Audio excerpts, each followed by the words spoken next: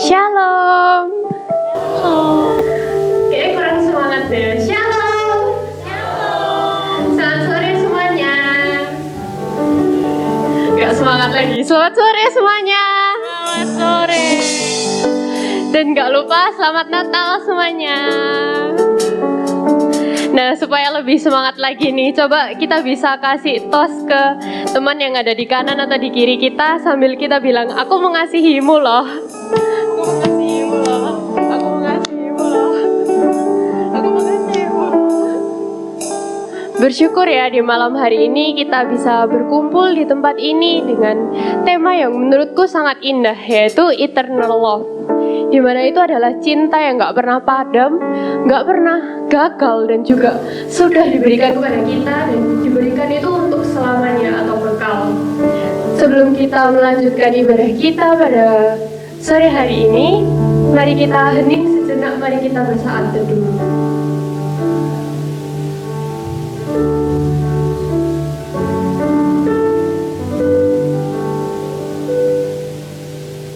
Amin. Kasih Tuhan itu tidak datang dengan gemuruh, tetapi dalam kerendahan hati seorang bayi yang lahir di dalam palungan. Kasih yang begitu dalam, yang selalu memberikan kedamaian dan juga keagungannya. Mari kita sambut keagungannya dengan pujian penyembahan, sambutlah namanya.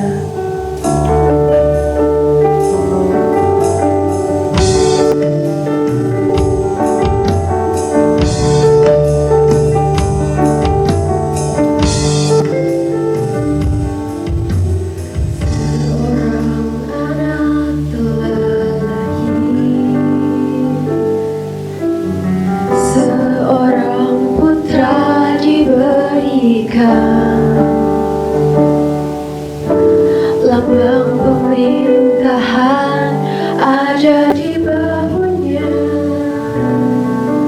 Dia penebus dunia, sambutlah namanya. Penasehat ajar, Allah yang perkasa, penyelamat kita bertata selamanya. Dialah Raja damai, Allah Immanuel, Yesus Kristus Tuhan.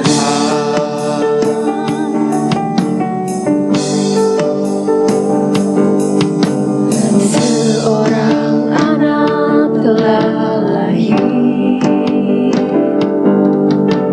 seorang putra diberikan, lambang pemerintahan ada di bahunya. Dia penebus dunia, sambutlah namanya.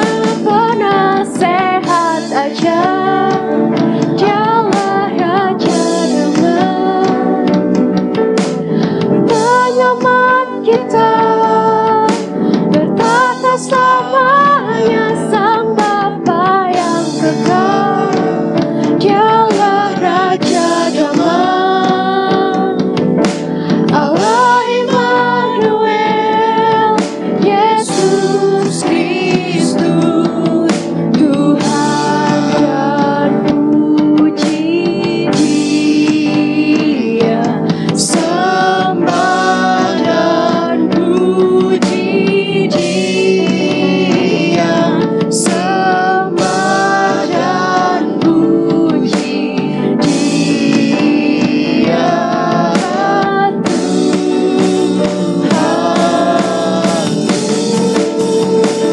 Penasehat ajar, Allah yang perkasa. Jemaat dipersilahkan untuk bangkit berdiri. Kita Bertata selamanya, Sang Bapa yang kekal, Dialah Raja damai, Allah Immanuel, Yesus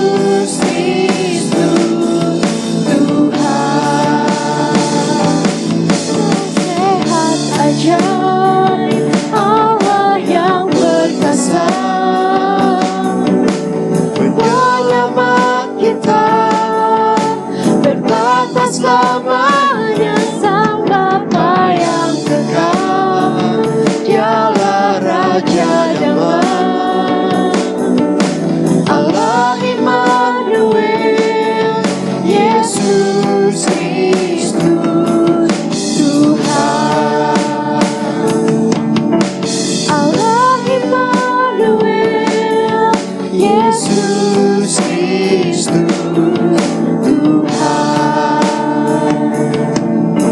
Allah Immanuel, Yesus Kristus Tuhan.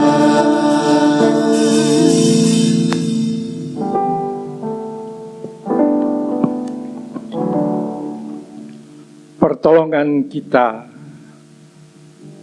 pada perayaan Natal sore ini datang dalam nama Tuhan yang menjadikan langit dan bumi serta sekalian isinya.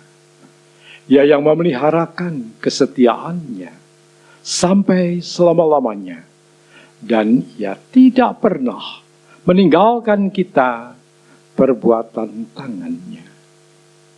Turunlah atas saudara semua kasih karunia dari Allah Bapa, damai sejahtera dari Yesus Kristus di dalam Roh Kudus.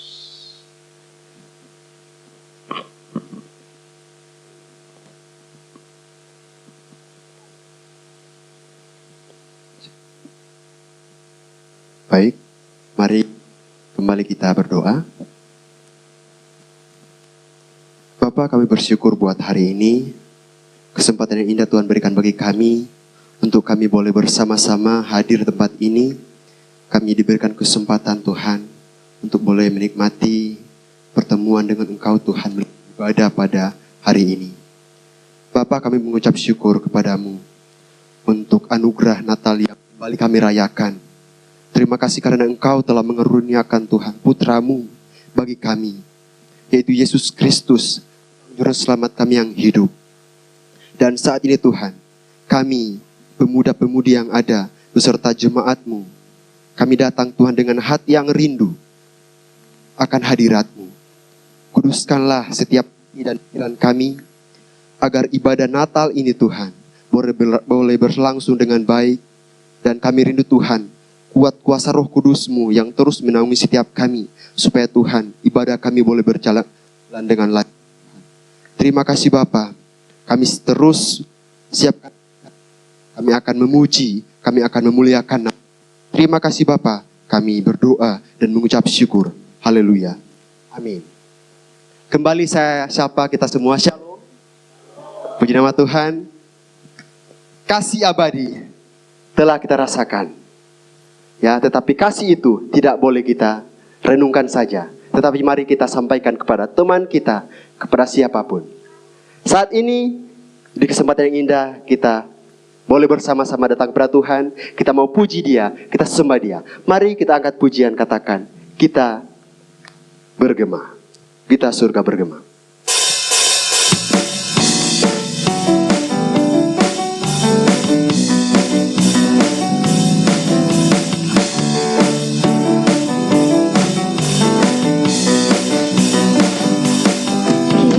Surga bergema, lahir Raja mulia, damai dan sejahtera turun dalam dunia. Bangsa-bangsa bangkitlah dan bersoraklah serta memaklumkan kabar baik. Lahir Kristus terang ajaib, kita surga bergema, lahir Raja mulia.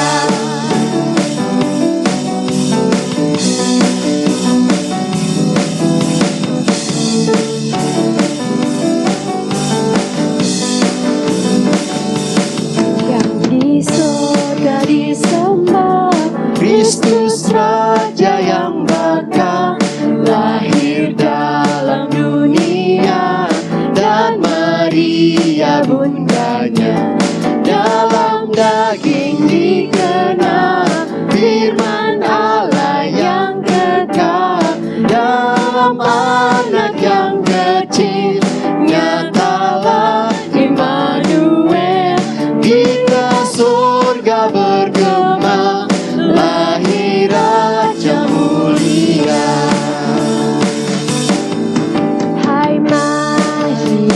berhimpun dan bersukaria. Hai mari semua ke Betlehem. Lihat yang lahir, Raja bala surga. Sembah dan puji Dia, sembah dan puji Dia, sembah dan puji Dia, Tuhanmu. Hai mari berhimpun dan bersukaria. Hai mari semua ke Betlehem. Lihat yang lahir, Raja bala surga. Sembah dan puji Dia, sembah dan puji Dia, sembah dan puji Dia, Tuhanmu.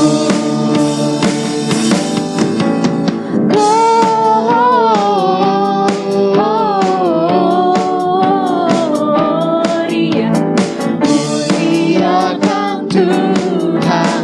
Gloria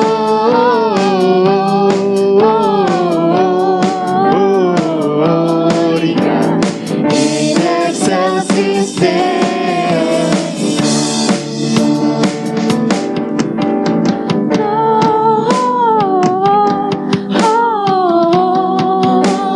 Gloria, muliakan Tuhan. Gloria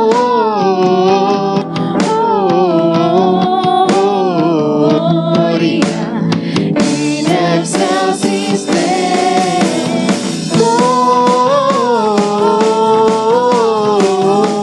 Gloria, muliakan Tuhan.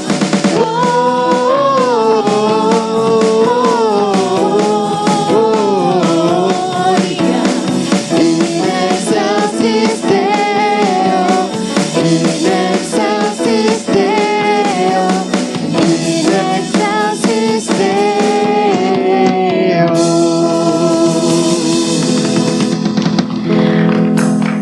Masih semangat memuji Tuhan? Masih. Selanjutnya, mari kita pujikan lagu Sukacitaku.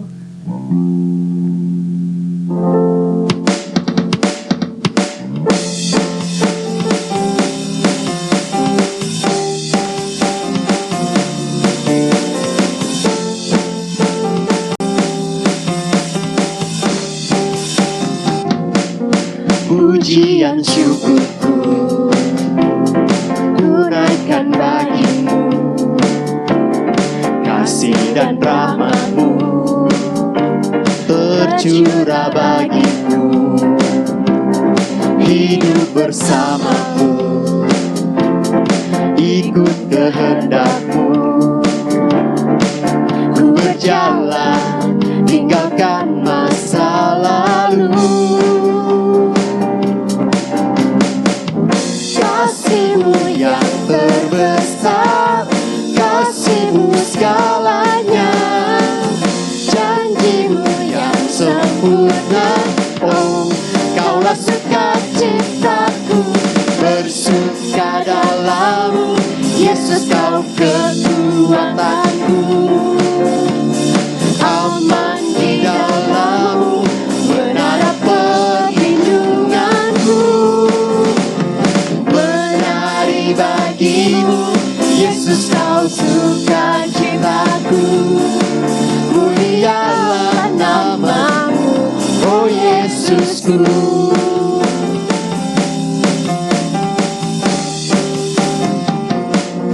Pujian syukurku ku naikkan bagi-Mu, kasih dan rahmat-Mu tercurah bagiku, hidup bersama-Mu, ikut kehendak-Mu, ku berjalan tinggalkan masa lalu.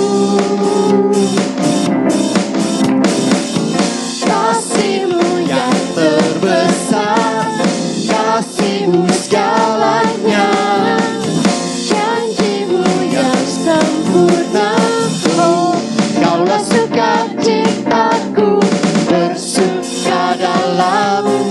Yesus, Kau kekuatanku. Aman di dalam-Mu, menara perlindunganku.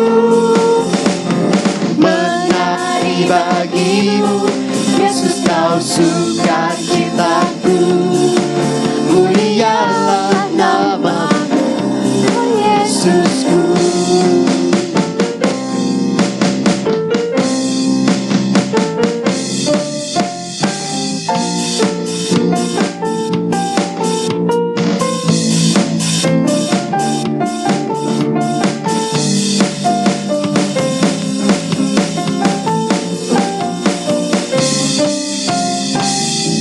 Kasih-Mu yang terbesar, kasih-Mu segalanya, janji-Mu yang sempurna. Oh, Kaulah sukacitaku, bersuka dalam-Mu. Yesus, Kau kekuatanku. Aman di dalam-Mu, menara perlindunganku. Menari bagi-Mu, Yesus, Kau sukacitaku. Mulialah nama-Mu, Oh, oh, oh, oh. bersuka dalam-Mu. Yesus, Kau kekuatanku. Aman di dalam-Mu, menara perlindunganku. Menari bagi-Mu, Yesus, Kau sukacitaku. Mulialah nama-Mu, Kaulah sukacitaku. mulialah nama-Mu, Oh Yesusku.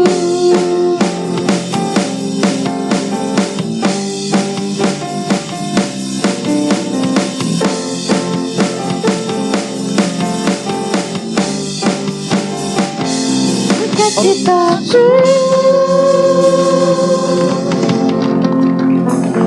Jemaat dipersilakan untuk duduk kembali. Saat ini kita akan menyaksikan penampilan drama dari Pemuda Remaja Bagi Kristus dari GIA Jember Sari. Saat menyaksikan. Pada suatu hari, ada seorang anak remaja bernama Joseph. Ia adalah pemain gitar tetap di gerejanya. Ia sedang berlatih gitar bersama teman-temannya untuk acara Natal di gerejanya. Jos, kamu jago banget mainnya. Malam Natal bakal keren kalau kamu yang pegang gitar. Iya, kamu andalan kita banget. Setelah mendengar pernyataan dari teman-temannya, Joseph tersenyum bangga. Tapi tanpa ia sadari, ia mulai menilai dirinya dari pengakuan teman-temannya. Di ruang makan yang sederhana, Pak Tony menunggu Joseph pulang. Ketika Joseph pulang, kondisi sudah larut malam. Dengan antusias, Pak Tony mengajak Joseph berbicara, tetapi Joseph menjawab tanpa menatapnya. Ada kehangatan, tapi juga jarak yang terasa. Kamu belum makan, Nak. Ini sudah Bapak sisakan untukmu. Udah makan kok tadi di gereja. Ya sudah, yang penting kamu jaga kesehatan ya. Latihan berikutnya, suasana terasa lebih tegang. Joseph ditegur teman-temannya karena tempo yang dimainkan tidak sesuai. Dalam kondisi itu, pujian yang awalnya membanggakan, perlahan berubah menjadi perasaan tidak dibutuhkan. Jos, temponya kecepatan lagi Jos. Coba kayak awal temponya. Iya, maaf ya. Jos, lagu kedua, kamu istirahat dulu ya, biar kita rapiin. Saat Joseph pulang, Pak Tony menanyakan kondisi Joseph, dan Joseph hanya menjawab dengan singkat. Pak Tony tetap tersenyum lembut. Ia tidak memaksa Joseph bercerita, hanya memberi kehadiran yang tenang. Jos, latihannya bagaimana hari ini? Ya, seperti biasanya lah, Pak. Oke, yang penting Papa bangga kamu tetap mau melayani Tuhan. Hari berikutnya di gereja, Teman-teman sibuk sendiri hingga tidak menyadari kehadiran Joseph di sana. Kita mulai aja yuk, biar cepat. Iya boleh, lagian belakangan ini Joseph sering salah kok. Lalu Joseph masuk, suasana menjadi canggung. Mereka tidak bermaksud menyingkirkan, tapi Joseph merasa tersingkir. Jos, maaf kalau kemarin aku agak emosi sama kamu. Gak apa-apa, kau pulang dulu ya. Setelah mendengar pembicaraan teman-temannya tentang dirinya, Joseph duduk di sudut gereja sendirian dan merenung. Ia bertanya-tanya, apakah dirinya masih penting, masih dibutuhkan, atau hanya menjadi beban? Tuhan, kira-kira ini kenapa ya? Pemainku kok salah mulu. Terus banyak yang lebih bagus dari aku. Apa aku masih layak untuk melayanimu, Tuhan?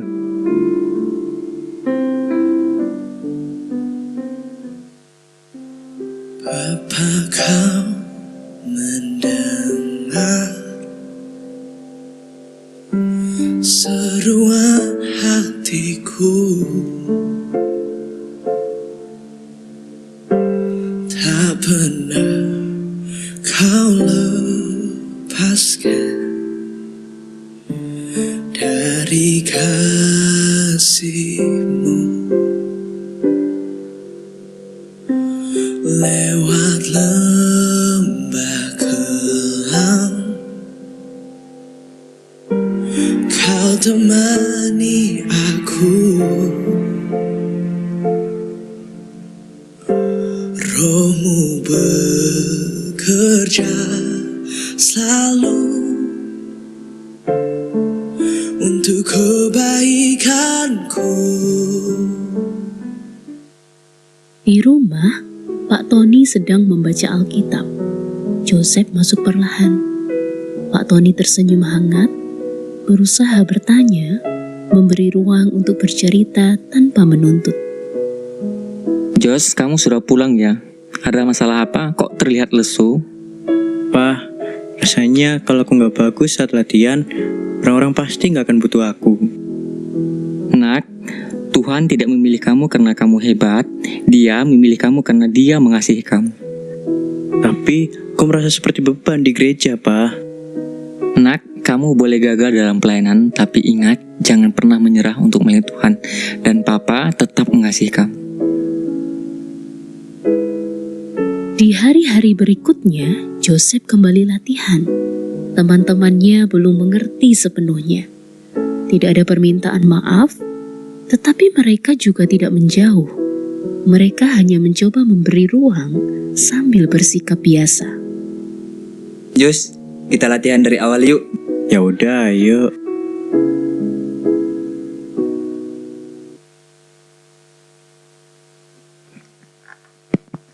Baik, jemaat Tuhan yang terkasih, tiba saatnya kita akan masuk pada acara selanjutnya, yaitu pemasangan lilin.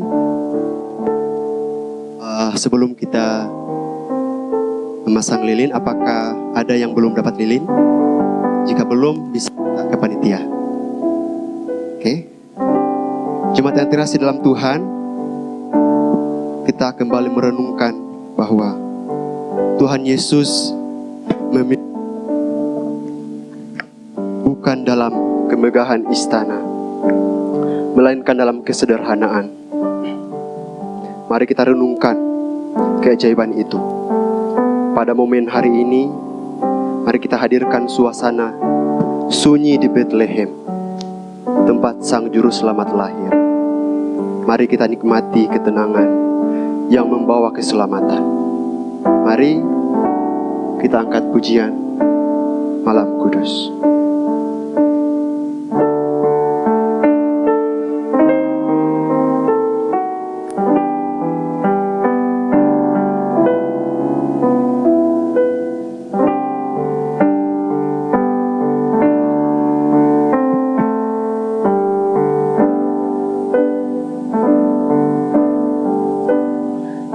Malam Kudus,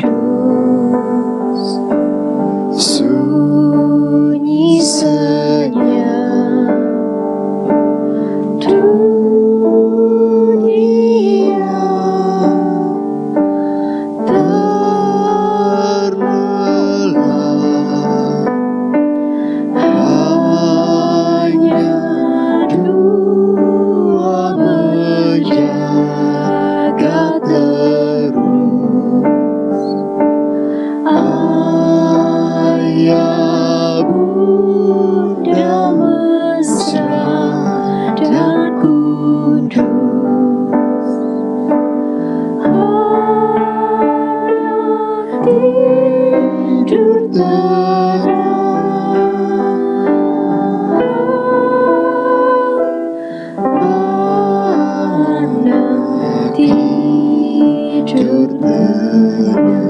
Jemaat dipersilahkan untuk bangkit berdiri.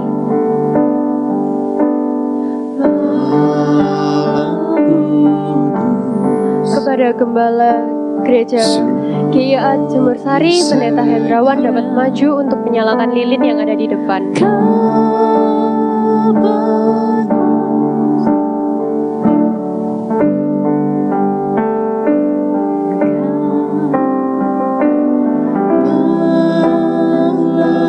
surga menyanyikannya.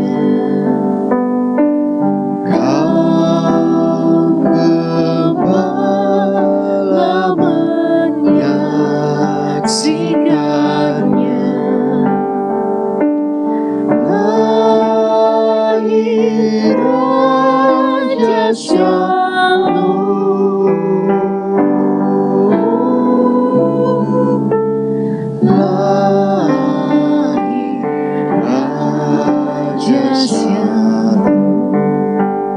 Kepada pembicara untuk Natal PRBK 2025, Pendeta Muda Yamul Lauli dapat maju ke depan untuk menyalakan lilin.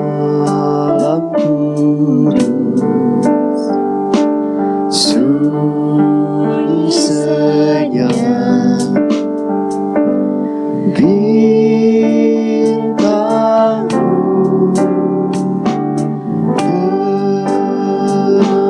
terang, juru selamat manusia. Ada datang di dunia,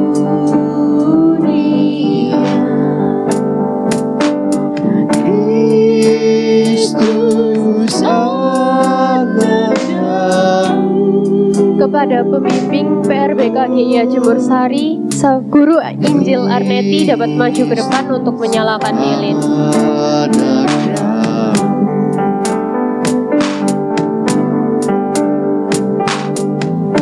Malam kudus,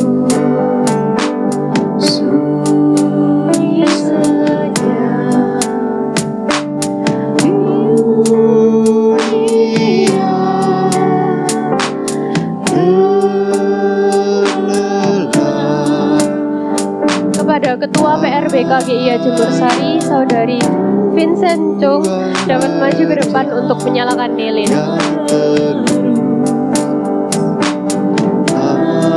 Ayah bunda mesra dan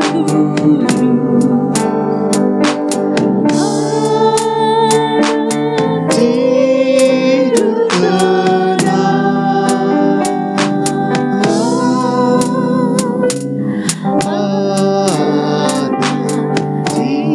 Kepada Wakil Ketua PRBK GIA Jemur Sari, Guru Injil Krisman dapat maju ke depan untuk menyalakan lilin.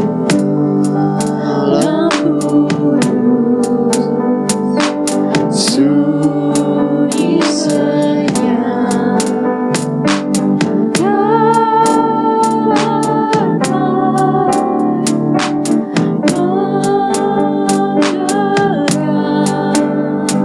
Kepada petugas penyalaan lilin dapat maju ke depan.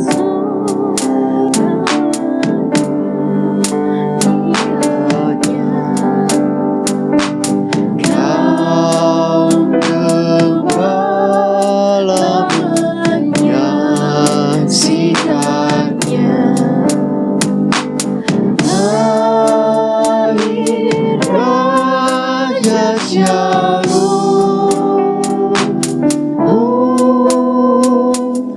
Lahir Raja Shalom.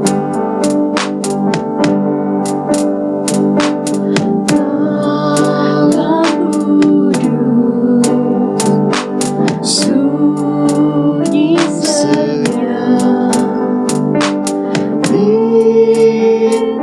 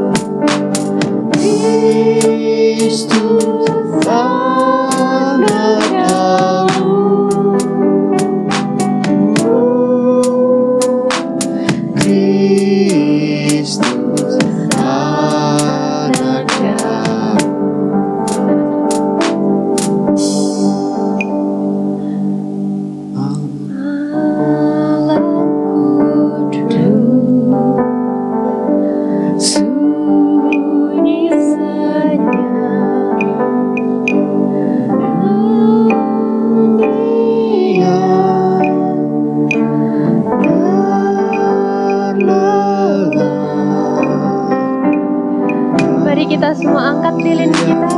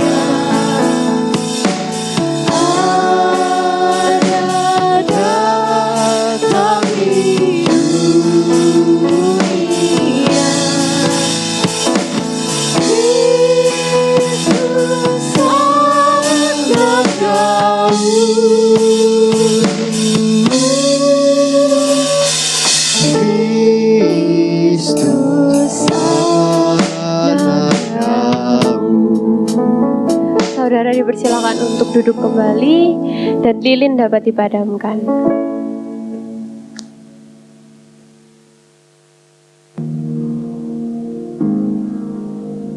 Pak, kenapa ya? Kira-kira ini kok aku merasa gagal, kayak nggak layak gitu. Nak, kalau kasih Tuhan bergantung layak atau tidak layaknya kita, maka tak ada seorang pun yang layak. Tapi, aku sering melakukan kesalahan akhir-akhir ini, Pak. Kasih Tuhan tidak pernah berhenti hanya karena kamu sering salah, dan Dia selalu senang jika anaknya mau melayaninya. Berarti Tuhan tetap mengasihi aku ya, Pak. Aku masih tetap berharga di mata Tuhan. Betul, Jos, karena kamu anak yang dikasihnya. Tidak ada batas untuk kasih Tuhan, tidak ada jarak yang terlalu jauh, tidak ada kesalahan yang terlalu besar. Oh gitu. Makasih ya, Pak, udah ngingetin aku kalau Tuhan itu selalu mengasihi aku. Aku jadi semangat lagi untuk melayani Tuhan. Sama-sama, Jos, itu Natal yang sesungguhnya, kasih Tuhan yang tidak terbatas. Perayaan Natal di gereja itu tidak besar, tidak megah, hanya sederhana. Namun kesederhanaan itu membawa perubahan besar di hati Joseph. Ia belajar bahwa kasih Tuhan tidak diukur dari seberapa bergunanya ia di mata orang lain, tapi dari kasih Tuhan yang tidak pernah berubah. Dan di tengah prosesnya, ia menemukan bahwa pulang kepada kasih itu selalu mungkin dan kapanpun.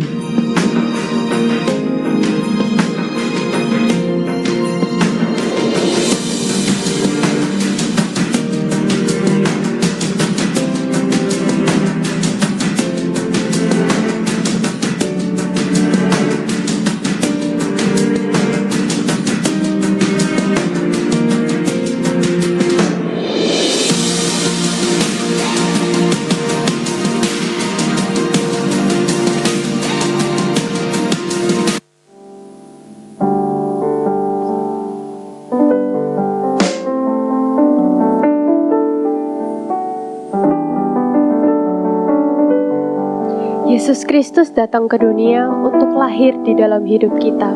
Tapi pertanyaannya pada malam hari ini bagi kita semua itu adalah, apakah kita mampu mempersiapkan palungan di dalam hati kita? Apakah kita mampu memberikan seluruh hidup kita seperti emas, kemenyan, dan mur kepadanya?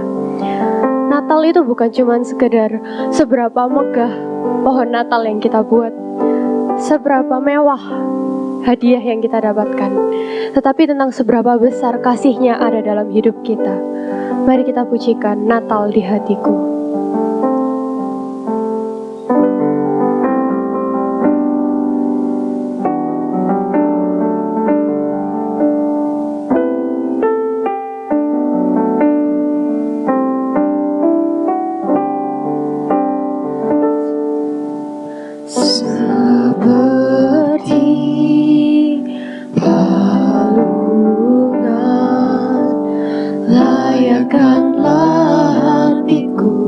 Menyambutmu Tuhan, seperti emas kemenyan dan mur, biar hidupku berkenan padamu. Seperti palungan, layakkanlah hatiku menyambutmu Tuhan, seperti emas kemenyan dan mur, biar hidupku berkenan padamu. Sebab Natal tak akan berarti tanpa kasih-Mu. Lahir di hatiku hanya bersamamu, Yesus, ku rasakan selalu indahnya Natal di hatiku.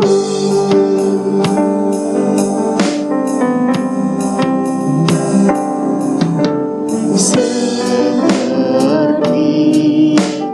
palungan, layakkanlah hatiku menyambutmu Tuhan, seperti emas kemenyan dan mur, biar hidupku berkenan padamu. Sebab Natal tak akan berarti tanpa kasih-Mu. Lahir di hatiku, coba dipersilakan untuk bangkit berdiri. Yesus, ku rasakan selalu indahnya Natal di hatiku.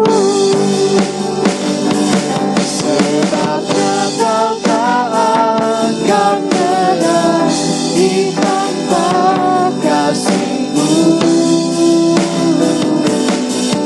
Lahir di hatiku hanya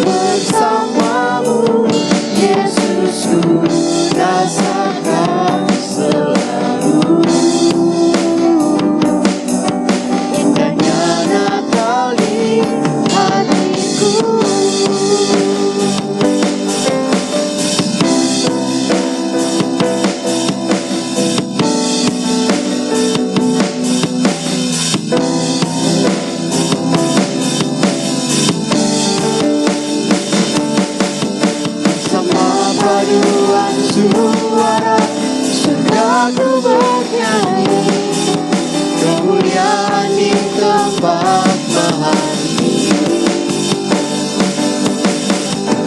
Damai sejahtera di antara manusia yang hidupnya berkenan kepadamu.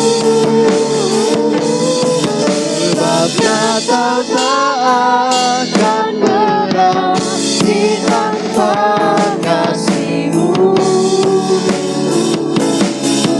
Lahir di hatiku hanya bersama-Mu, Yesusku, rasakan selalu.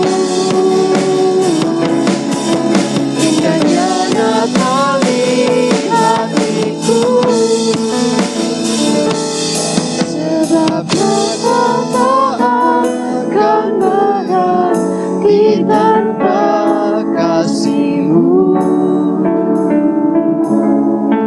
Lahir di hatiku hanya bersama-Mu, Yesusku, Kepada pembicara dipersilakan untuk maju ke depan. selalu. Indahnya Natal di hatiku.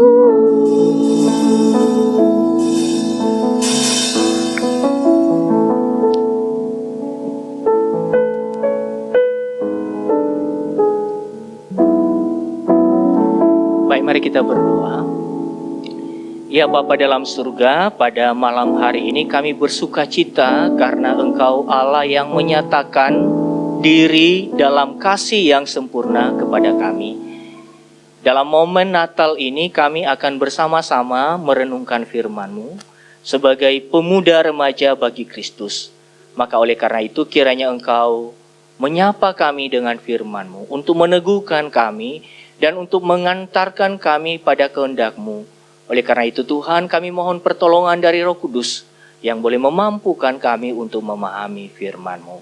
Kami menyiapkan hati kami Tuhan untuk menerima firman-Mu dan menyambutnya dalam ketulusan hati kami. Di dalam nama Tuhan Yesus kami berdoa. Amin. Silakan duduk.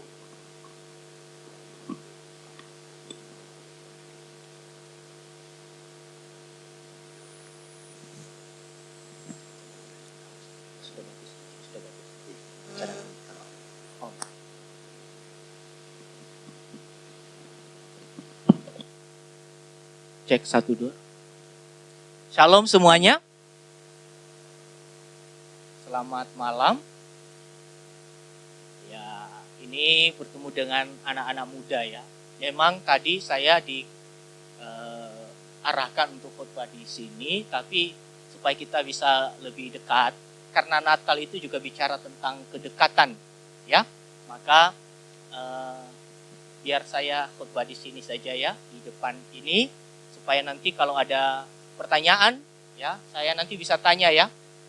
Siap ya, nanti di tengah khutbah saya tanya dan saudara-saudara bisa jawab ya.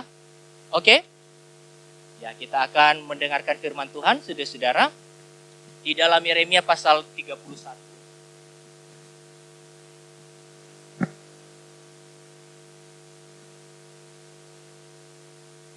Yeremia pasal 31. Kita membaca ayat 1 sampai ayat yang ketiga.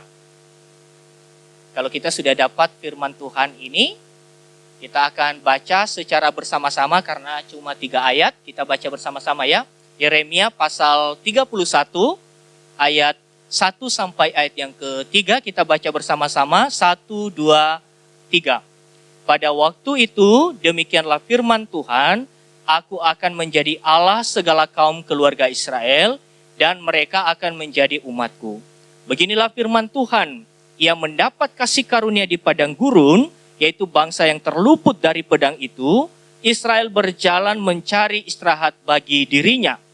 Dari jauh Tuhan menampakkan diri kepadanya, aku mengasihi engkau dengan kasih yang kekal, sebab itu aku melanjutkan kasih setiaku kepadamu. Amin. Dalam perayaan Natal hari ini, kita membahas tema yaitu The Eternal Love. atau kasih yang kekal. Gitu ya. Nah, saudara-saudara di sini kalau bisa minta tolong ditampilkan. Di sini siapa yang punya mantan? Ada yang pernah punya mantan di sini? Coba angkat tangan. Oh, Kak Arneti itu ternyata juga punya mantan, ya. Punya mantan. Siapa lagi yang pernah punya mantan? Ya. Siapa? Di sini yang pernah punya mantan? Hah? Jangan malu-malu ya. Ya memang kalau kita bicara namanya mantan, mendengar namanya saja itu timbul rasa muak atau muntah gitu ya. Gitu ya. Dan kita coba pikirkan kalau mantan itu suatu saat diserempet oleh mobil. Yang ada di hati kita gimana? Kasihan atau syukurin? Kapok kon gitu kan ya. Wah ini karena apa? Karena dia adalah orang yang pernah melukai hati kita. Dia adalah orang yang kalau bisa, kalau kita punya cara untuk melakukan sesuatu, kalau bisa itu kita buang. Buang kemana? Buang jauh. Ya mantan jangan pernah ketemu lagi. Ya, buang jauh karena hati kita sangat marah terhadapnya. Kita buang kemana? Ke kutub utara.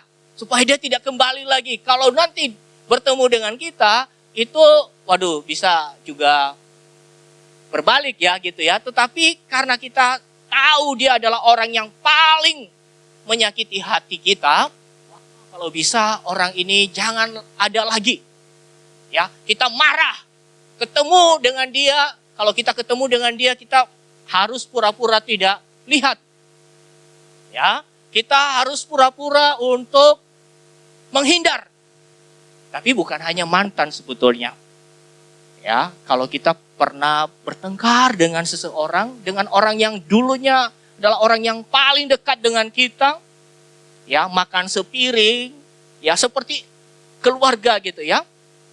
Ya, tidur bersama barangkali begitu ya. Kalau anak-anak mahasiswa itu kan satu asrama itu ya, saya masuk tadi di sini, masuk di kamar di atas, itu saya kaget loh kok ranjangnya seperti ranjang asrama gitu ya. Nah, jadi bisa tidur bersama gitu ya. Tapi suatu saat ada kemelut yang terjadi di antara kita. Waduh ini orang kalau ketemu seperti orang yang membawa sial begitu ya. Jadi orang yang menyakiti hati kita baik itu mantan atau juga orang yang pernah melukai hati kita karena dia adalah teman baik kita, bestie kita. Kita juga anggap dia adalah orang yang harus dihukum begitu ya, harus dijauhi begitu ya. Tetapi saudara-saudara, tahukah kita sebetulnya gambaran itu menjadi cermin bagi kita juga. Tahukah kita bahwa kita ini adalah orang yang sudah pernah mengenal Tuhan. Sudah memiliki komitmen kepada Tuhan, tetapi suatu saat kita juga bisa gagal. Dalam kegagalan kita, kegagalan itu macam-macam. Kegagalan yang paling dalam itu adalah ketika kita diketahui oleh orang melakukan sebuah perkara yang salah. Melakukan sebuah perbuatan yang membuat orang memalingkan muka melihat kita. Jadi kegagalan kita itu bukan hanya semata-mata seperti kegagalan karena kita tidak bisa menyamai standar. Misalkan kalau tadi di dalam drama kita, ya main musik itu kan ada standarnya gitu ya. Kalau pemula itu bisa dikatakan, wah ini baik, bagus ya. Tapi begitu ikut latihan, ya banyak salahnya kan gitu ya. Nah dalam proses itu bisa ada sakit hati juga, saudara-saudara. Jadi kegagalan kita itu ada dalam spektrum yang luas. Nah dalam kegagalan kita itu saudara-saudara coba lihat ya. Saya ada selain opa dan oma ya, gitu ya. Di sini apa yang berdampingan ini pasti dekat ya. Ya pasti dekat dalam hati gitu ya. Yang duduk berdampingan ini pasti dekat dalam hati kan. Pasti teman, pacar. Ada di sini yang datang bersama pacarnya, bisa angkat tangan? Ada ya? Siapa ya? Gaby apa Grace yang datang sama pacarnya? Gaby datang sama pacarnya. Ya, biasanya kalau datang sama pacar, bajunya bisa senada gitu ya. Itu untuk menunjukkan chemistry lah ya. Chemistry ditampilkan di depan publik bahwa ya serasi gitu ya. Itu biasa, saudara-saudara. Ya, itu biasa. Orang yang duduk di samping kita, yang dekat dengan kita itu orang yang kita percaya adalah orang yang mengasihi kita, dan kita percaya juga dia memiliki perasaan seperti itu bagi kita. Tetapi saudara-saudara, satu pertanyaan yang perlu untuk kita pikirkan bersama-sama, kalau suatu saat orang yang kita kasihi itu melakukan kesalahan yang fatal misalnya, atau dia terpuruk, apakah kita masih bisa bersedia ada di situ, menemani dia dalam keterpurukan, atau bagaimana? Jarang, saudara-saudara. Jarang. Maka oleh karena itu, dalam keterpurukan itu, dalam proses kehidupan kita, suatu saat kita ada di dalam keterpurukan yang begitu kuat, yang begitu dalam, maka disitulah kita membutuhkan pihak yang bisa mengasihi kita. Bukan hanya pada waktu kita dalam keadaan baik-baik, tetapi di dalam keadaan yang terpuruk paling dalam, kita membutuhkan kasih. Karena semua orang akan bertepuk tangan saat kita ada di dalam keberhasilan. Tetapi mereka akan berjalan pelan-pelan mundur ketika grafik hidup kita itu makin menurun. Mereka akan perlahan-lahan mengundurkan diri dari dekat dengan kita ketika kehidupan kita itu makin lama makin menciut dalam kondisi yang makin terpuruk. Tetapi saudara-saudara, tahukah kita bahwa sebetulnya kita di hadapan Tuhan itu juga adalah orang yang sebetulnya banyak gagal, saudara-saudara. Dalam kegagalan itulah kondisi kita menjadi kondisi yang layak sebetulnya ditinggalkan. Layak untuk dimurkai. Tetapi saudara-saudara, melalui pembacaan firman Tuhan hari ini ada berita baik yang disampaikan oleh Tuhan kepada kita. Bahwa Ia tidak pernah berhenti untuk mengasihi kita. Tidak pernah berhenti untuk menaruh perhatian kepada kita. Kendati pun kita dalam kondisi yang gagal. Ia adalah pribadi yang telah mengambil keputusan untuk menjadi Tuhan atas hidup kita. Dan dia telah mengambil keputusan untuk menjadikan kita sebagai anaknya. Sehingga dengan demikian dalam kondisi yang memprihatinkan sekalipun, Ia memberikan kita kasih-Nya dengan membuktikan dengan apa? Ia adalah Allah yang bersedia berjalan bersama kita supaya kita terpulihkan. Nah, marilah kita bersama-sama melihat kasih Allah yang kekal itu, yang Tuhan berikan bagi kita itu wujudnya seperti apa. Kita lihat ada 3 poin. Pertama adalah kasih yang memulihkan relasi. Kasih yang memulihkan relasi. Di dalam ayat yang pertama di situ dikatakan, pada waktu itu demikianlah firman Tuhan, aku akan menjadi Allah segala kaum keluarga Israel, dan mereka akan menjadi umatku. Di dalam bagian ini, firman Tuhan menyatakan kepada orang Israel yang waktu itu ada di pembuangan, bahwa suatu waktu itu bicara tentang waktu yang tepat yang ditentukan oleh Tuhan. Waktu yang tepat yang ditentukan oleh Tuhan itu berarti masa dari firman Tuhan itu dikatakan sampai nanti penggenapannya. Nah, waktu ada dalam waktu berjalan, kemudian itu menjelang penggenapannya, apa yang terjadi dengan orang Israel? Orang Israel yang dikatakan di sini, sebagaimana besok nanti akan saya khotbahkan, orang Israel dalam masa antara firman Tuhan ini disampaikan dengan penggenapannya, itu mereka ada di dalam pembuangan. Dan pembuangan itu sebetulnya, saudara-saudara, mewujudkan, menyatakan bahwa mereka itu benar-benar tidak setia kepada Tuhan. Mereka melanggar hukum perjanjian. Mereka hidup di dalam kedegilan hati. Mereka membelakangi Tuhan. Tetapi kita melihat di sini. Kalau tadi diilustrasi, mantan pelanggar sudah dibuang. Gak ada urusan dengan dia. Tapi kini dalam firman Tuhan, kasih Tuhan itu lebih besar dari apa yang kita perkirakan. Bahkan melebihi dari segala konsekuensi yang sebetulnya kita alami.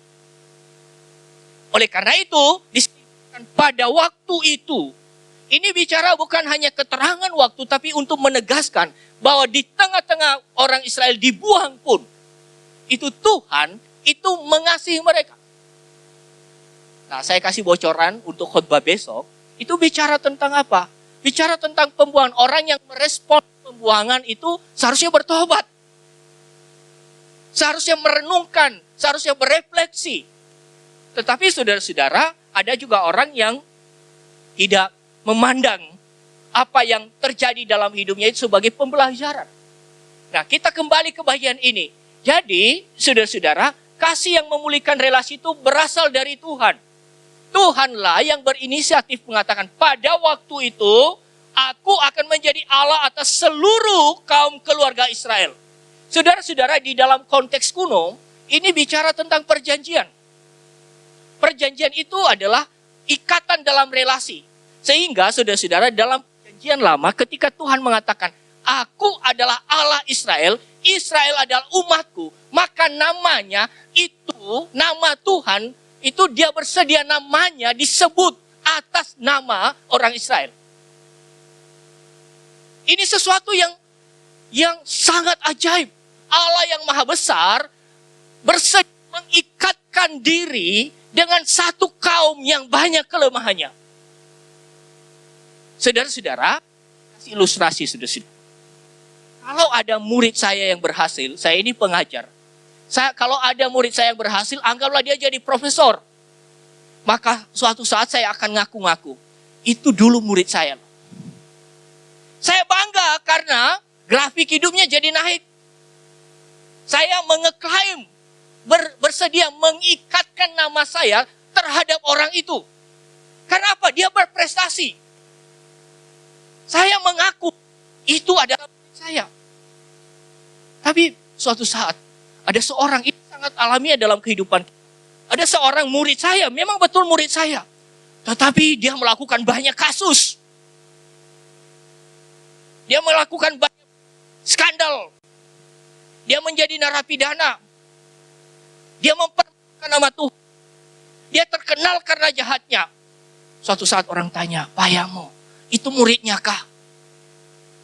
Saya mungkin mengakui iya. Tapi tidak sepede ketika saya mengaku, mengikatkan nama saya dengan seorang yang berhasil. Tapi saudara-saudara,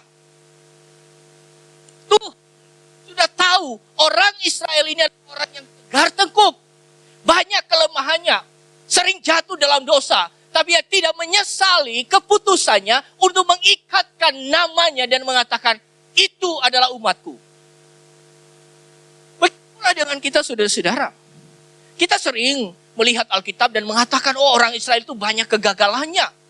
Sepertinya kita merasa diri sebagai seorang yang hebat, bukan?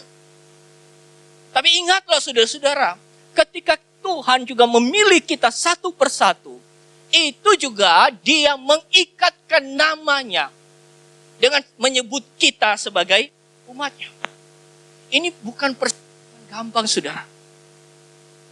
Karena Tuhan tahu apa kita lemah. Tapi ia tidak menyesali penyebutan itu dan mengatakan, si A. Mas ini siapa namanya ya?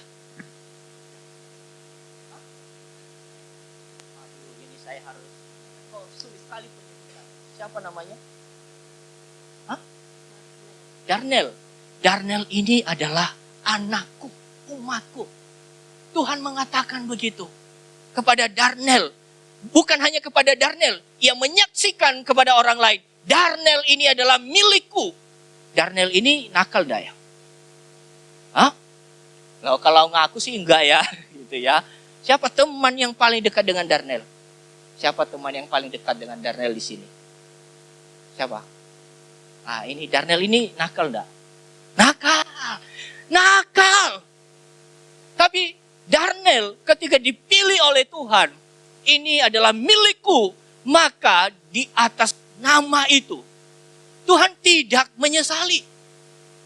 Kalau nanti Darnel makin nakal, pasti teman ini tidak ngaku itu, nggak tahu ya siapa gitu. Nggak tahu. Tapi Tuhan tidak menyesali. Saudara, ini yang kita perlu syukuri. Suatu saat dalam grafik hidup kita dalam keterpurukan dan orang lain sudah memberikan penghakiman vonis kepada kita. Oh, ini sulit berubah. Ini seperti kayu besar di neraka untuk membuat neraka itu berkobar. Saking jahatnya. Vonis orang bukan tembok untuk menyatakan bahwa Tuhan tidak mampu mengasihi kita. Amin. Dan itulah Tuhan yang datang bernatal bagi kita. Ia bukan Tuhan yang cuma mengumumkan kasihku besar, tapi ia adalah Tuhan yang masuk dalam relasi. Dan ketika ia masuk dalam relasi, satu persatu nama kita itu juga ada kaitannya dengan Tuhan. Makanya kita ini bukan pribadi yang biasa, saudara-saudara. Kita ini adalah miliknya Tuhan. Sebagaimana dikatakan di sini, Tuhan memperbaharui perjanjian, bukan meniadakan. Ia tahu, saudara-saudara, fase-fase di mana kita itu gagal.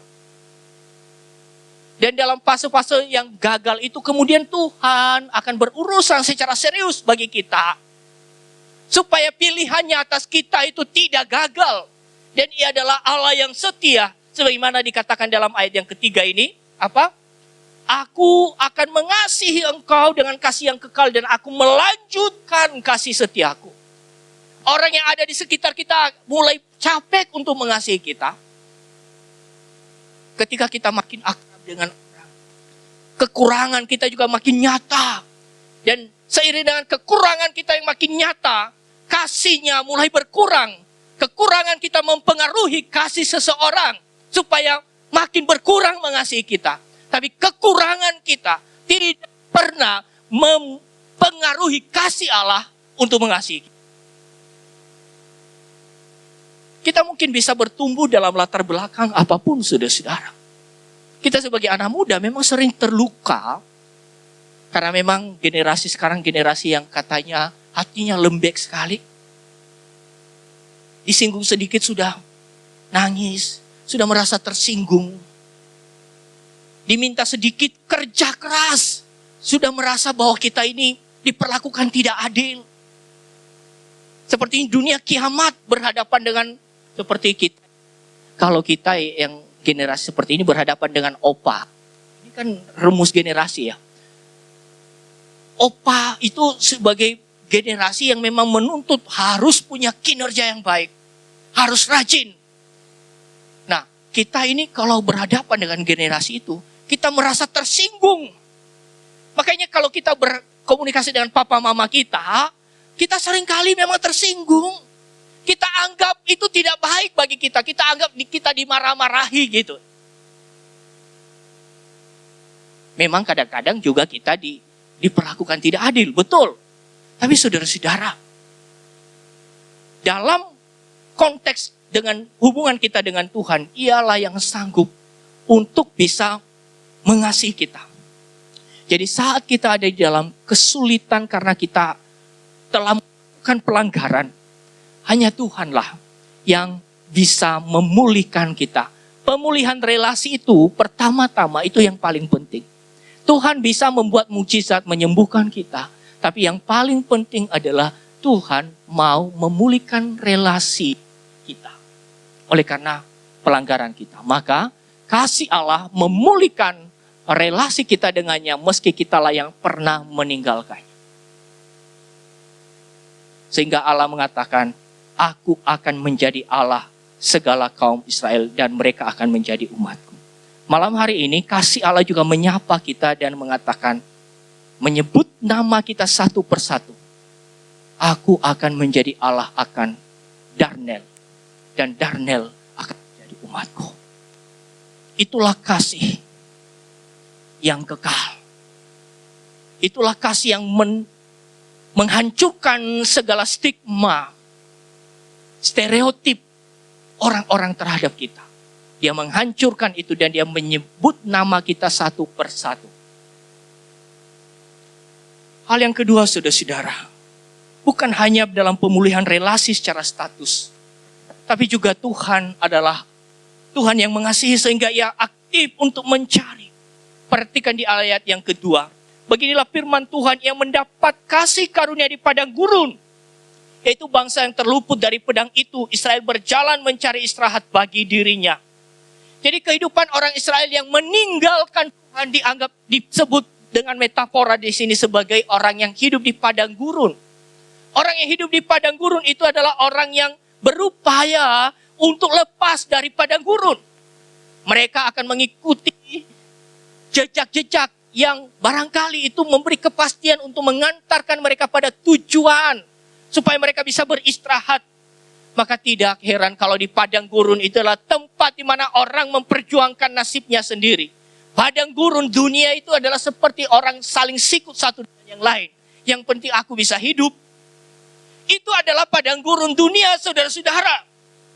Orang Israel juga ketika mereka meninggalkan Tuhan, ketika mereka berubah setia kepada Tuhan, mereka itu seperti ada di padang gurun. Mereka hanya mengumpulkan seluruh sumber daya supaya apa? Sumber daya itu bisa menolong mereka untuk bisa masuk ke hari esok. Mereka mengumpulkan seluruh sumber daya supaya apa? Supaya sumber daya itu mengantarkan mereka pada peristirahatan. Itulah kondisi orang yang hidup di dalam menolak Tuhan, memberontak kepada Tuhan. Kondisi yang memprihatinkan saudara-saudara. Di mana mereka tidak tahu kapan ujung dari perjalanan itu. Mereka adalah orang-orang yang kemudian menjadi pribadi yang letih lesu di dalam perjalanan mereka. Di padang gurunlah Tuhan datang mengatakan orang Israel akan mendapat kasih karunia. Padang gurun bukan tempat yang enak. Padang gurun bukan tempat yang indah. Cuacanya ekstrim, suhu udaranya ekstrim, saudara-saudara. Tidak ada penghidupan di sana. Begitulah kondisi kengerian, kegersangan kehidupan orang yang menolak Tuhan. Dalam kondisi itu, kemudian Tuhan memberikan kabar baik bahwa orang Israel mendapat kasih karunia. Ialah yang datang untuk memberi mereka kasih karunia. Ialah yang memberikan mereka kehangatan. Ialah yang memberikan mereka kelegaan, saudara-saudara. Kasih yang kekal itu adalah datang bukan saat kita kuat, tetapi di saat kita paling lemah. Padang gurun kehidupan kita itu bermacam-macam, saudara-saudara. Tetapi Tuhan yang sejati, Tuhan yang memiliki kasih yang kekal, dialah datang di tengah-tengah kemerosotan kehidupan kita. Dalam kelemahan kita ia datang untuk meraih kita dan memberikan kita kasih karunia-Nya. Saudara-saudara, maka kasih yang kekal itu adalah kasih yang pergi untuk mencari. Mencari yang terhilang, mencari mereka yang sudah terbuang. Ialah yang memberikan kepada mereka kasih karunia. Saudara-saudara, kasih yang kekal dan kasih karunia itu disebut dengan berlimpah di sini, dengan nuansa berlimpah. Siapa yang bisa menjangkau mereka yang dalam kondisi seperti itu? Hanya Tuhan. Maka yang kedua ini adalah bagaimana kasih yang kekal itu adalah kasih yang mencari di padang gurun. Bukan kasih yang manipulasi karena orangnya baik-baik kemudian dikasihi. Kasih yang kekal adalah kasih yang pergi mencari mereka yang ada di dalam kondisi paling memprihatinkan. Itu adalah kasih sejati berikan. Itu adalah kasih kekal yang kita tidak bisa dapatkan di tempat lain. Kasih itu adalah kasih yang mencari. Hal yang ketiga, saudara-saudara, kasih Yang kekal sebagaimana dikatakan di dalam ayat yang ketiga, saya bacakan bagi kita. Dari jauh Tuhan menampakkan diri kepadanya. Aku mengasihi engkau dengan kasih yang kekal, sebab itu aku melanjutkan kasih setiaku kepadamu. Maka yang ketiga, kasih yang kekal itu adalah kasih yang hadir dan berjalan bersama. Di dalam ayat yang kedua tadi itu hanya firman. Tetapi di dalam ayat yang ketiga, Tuhan menampakkan diri kepadanya. Datang kepada mereka yang di sini dikatakan sebagai orang yang ada di padang gurun itu. Ayat yang ketiga menegaskan, Tuhan menampakkan diri kepadanya. Inilah kasih yang kekal itu. Kasih yang bukan hanya prihatin. Bukan hanya, waduh kasihan ya, ada di dalam penderitaan. Tapi ia adalah Allah yang datang menampakkan diri kepadanya. Perjalanan di padang gurun itu tidak ada rute yang memastikan kapan ada ujungnya. Tetapi kedatangan Tuhan menampakkan diri itu seperti air yang menyegarkan. Itulah yang membuat kasih itu disebut sebagai kasih yang kekal. Kedatangan di padang gurun membawa pasokan kebutuhan. Tapi kebutuhan pertama yang Tuhan jawab itu adalah menampakkan diri kepadanya. Saudara-saudara, mengapa Tuhan perlu menampakkan diri? Karena suasana padang gurun itu adalah suasana yang mencekam. Oleh karena itu, Tuhan bernatal ke dalam dunia. Di dalam perjanjian lama Tuhan sudah datang menemani perjalanan di padang gurun. Di dalam perjanjian lama Tuhan menyatakan diri sebagai Allah yang berjalan bersama dengan manusia. Di dalam perjanjian lama Tuhan menyatakan diri sebagai Tuhan yang tahu penderitaan, bukan hanya tahu dari kondisi lihat secara kamera. Saudara-saudara, dalam beberapa waktu yang lalu terjadi bencana alam di Sumatera. Para peliput bisa melakukan berbagai macam cara, mereka meliput dari sudut pandang kamera dan kemudian mereka melaporkan apa yang terjadi. Kadang-kadang juga mereka yang ingin membantu, mereka memantau dulu dari angkasa melalui helikopter atau melalui apa? Melalui pesawat. Mereka melihat apa yang terjadi di sana dan kemudian mereka mengatakan kasihan. Mereka tergerak hati untuk kemudian menolong. Itu batas maksimal prihatinnya manusia. Tetapi Allah yang kita kenal di dalam Yesus Kristus adalah Allah yang hadir, yang merasakan perjalanan kita yang sulit atau juga yang gampang. Ialah Allah yang berjalan bersama dengan kita. Itulah yang kita rayakan saudara-saudara. Yang kita rayakan sebagai refleksi dalam hidup kita itu adalah ketika kita sadar melalui kehadiran Yesus di tengah-tengah dunia ini. Kasih kekal itu nyata. Kalau Tuhan mengatakan aku menyertaimu, itu menjadi nyata karena apa? Karena Yesus mengambil natur manusia. Merasakan pergumulan kita, sehingga kalau Tuhan mengatakan aku mengasihimu, aku tahu kelemahanmu, aku tahu pergumulanmu, itu menjadi lebih kuat pesannya daripada sebuah pesan yang abstrak.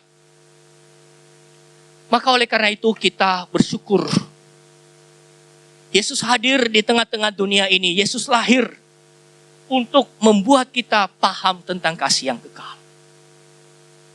Maka kita yang sudah percaya kepada Tuhan, firman Tuhan ini meneguhkan kita bahwa Tuhan tidak pernah berhenti mengasihi kita dengan bukti apa? Di dalam Yesus Kristus. Bagaimana supaya kasihnya itu tetap nyata bagi kita? Maka itulah sebabnya Yesus Kristus itu datang ke dalam dunia.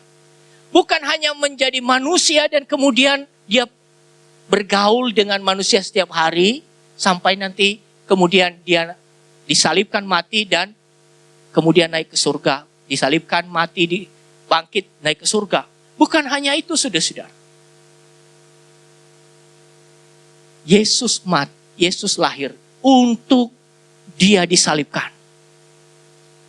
Kenapa? Kenapa Yesus lahir dan kemudian disalibkan? Karena kita di hadapan Allah adalah orang yang sebetulnya layak untuk dimurkai.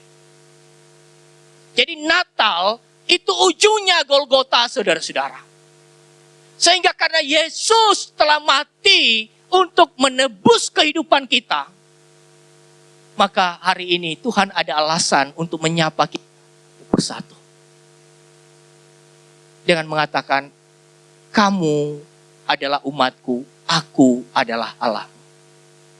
Karena Yesus Kristus datang ke dalam dunia, lahir menjadi manusia, mati di atas kayu salib, itu supaya kemudian kasih Tuhan itu terus mengalir bagi kita.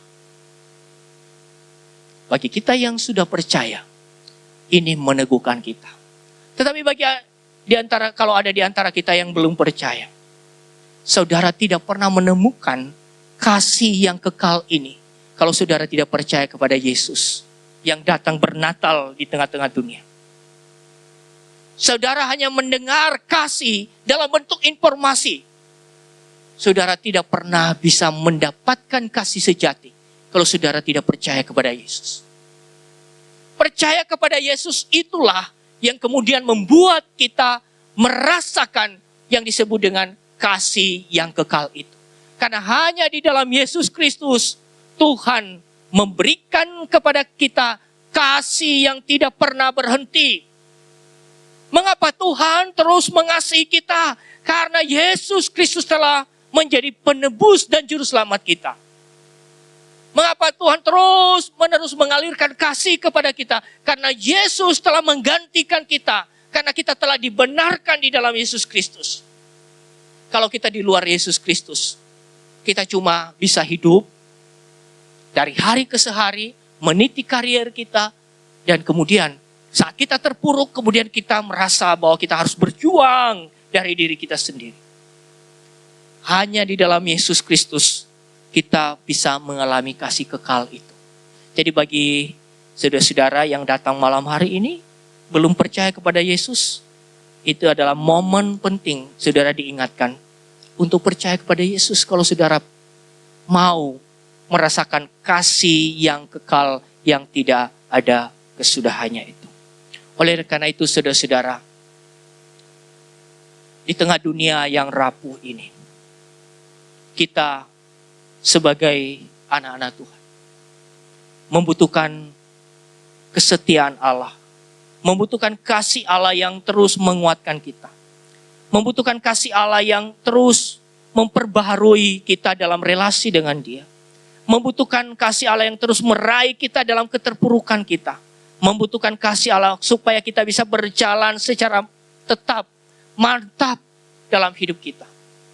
Saudara-saudara, berita Natal pada malam hari ini menantang kita semua bahwa padang gurun dunia sedang membutuhkan Yesus. Itulah kalau kita tahu bahwa dunia yang rapuh ini membutuhkan Yesus, maka marilah kita juga beritakan Yesus yang lahir malam hari. Karena kepada kitalah dipercayakan berita itu. Bukan lagi kepada para gembala, bukan lagi kepada para majus, tapi kepada kita yang mengaku telah mengalami kasih yang kekal dari Tuhan. Hendaklah masing-masing kita juga diteguhkan dalam segala perkara pergumulan hidup yang kita alami, dalam segala keterpurukan. Kiranya kasih Allah yang membebat, merawat, dan memberikan kita pengharapan. Allah tetap mengasihi kita karena Yesus telah lahir di tengah-tengah dunia dan menyelenggarakan seluruh karya penebusan. Yang mati di atas kayu salib, bangkit, naik ke surga dan mengutus Roh Kudus kepada kita. Kiranya Tuhan menolong setiap kita. Mari kita berdoa. Bapa, Terima kasih atas kasih-Mu. Engkau adalah Allah yang mampu mengasihi kami melebihi daripada orang yang ada di sekitar kami. Yang mampu memperbaharui kami dalam titik terendah pun. Engkau sanggup meraih kami dan memberikan kepada kami pengharapan yang baru. Engkau tahu Tuhan, saat-saat kami memberontak kepada Engkau, saat-saat kami menolak Engkau, Engkau tahu kondisi kami. Maka kami bersyukur malam hari ini, Engkau meneguhkan kami dengan kasih-Mu, bahwa Engkau adalah Allah yang sanggup memulihkan kami. Dan biarlah kiranya melalui Natal ini, kami semuanya boleh menghayati Kristus Yesus yang tahu persoalan kami. Dan kami boleh memberi hidup kami dibaharui oleh Engkau, sebagaimana juga Engkau memperbaharui umat-Mu di zaman kitab Nabi Yeremia ini. Engkau tahu pergumulan kami masing-masing Tuhan, maka raihlah kami satu persatu. Dekaplah kami di dalam kasih yang sejati, dan berikan kami pengharapan yang baru. Terima kasih Bapa, kami bersyukur telah mendengarkan firman-Mu. Di dalam nama Tuhan Yesus kami berdoa. Amin.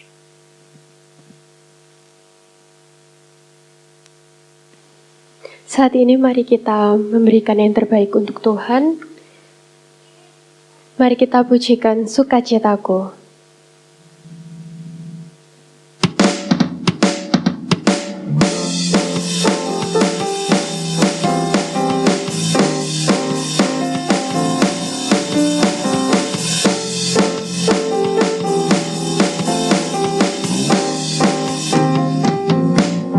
Pujian syukurku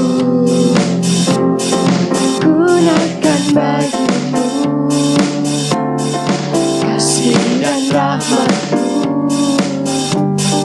tercurah bagiku, hidup bersama-Mu menurut kehendak-Mu, ku berjalan tinggalkan masa lalu. Kasih-Mu yang terbesar, kasih-Mu segalanya, janji-Mu yang sempurna. Oh, Kaulah sukacitaku, bersuka dalam-Mu, Yesus Kau kekuatanku. Aman di dalam-Mu, menara perlindunganku, menari bagi-Mu, Yesus Kau sukacitaku. Mulialah nama-Mu, oh Yesusku.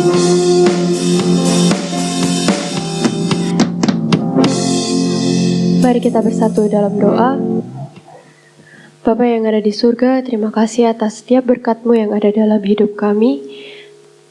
Mulai dari kesehatan kami, keluarga kami, pertemanan kami, dan juga studi kami yang selalu Engkau sertai ya Tuhan.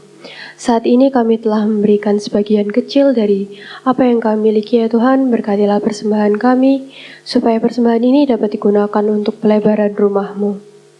Ini adalah doa kami serahkan setiap permohonan kami kepadamu, agar kehendak-Mu sajalah yang terjadi, bukan kehendak kami ya Tuhan.